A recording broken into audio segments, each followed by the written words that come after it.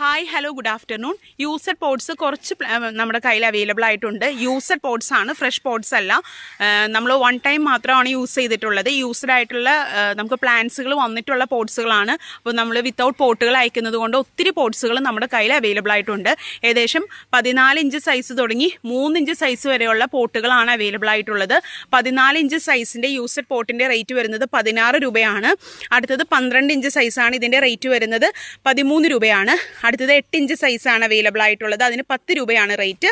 Then 7 inch സൈസിൻ്റെ rate വരുന്നത് 9 രൂപയാണ്.